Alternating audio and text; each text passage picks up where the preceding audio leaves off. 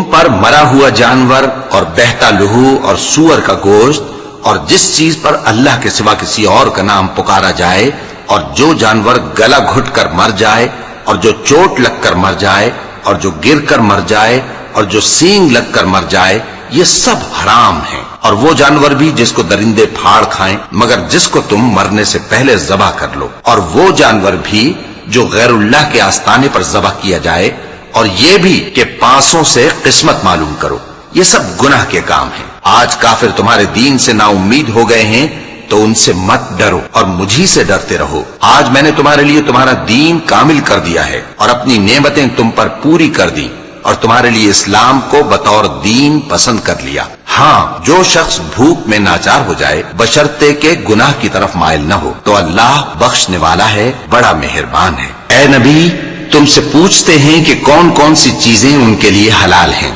ان سے کہہ دو کہ سب پاکیزہ چیزیں تم کو حلال ہیں، اور وہ شکار بھی حلال ہے جو تمہارے لیے ان شکاری جانوروں نے پکڑا ہو جن کو تم نے سدھا رکھا ہو، اور جس طریق سے اللہ نے تمہیں شکار کرنا سکھایا ہے اس طریق سے تم نے ان کو سکھایا ہو، تو جو شکار وہ تمہارے لیے پکڑ رکھیں اس کو کھا لیا کرو، اور شکاری جانوروں کے چھوڑتے وقت اللہ کا نام لے لیا کرو، اور اللہ سے ڈرتے رہو، بے شک اللہ جلد حساب لینے والا ہے۔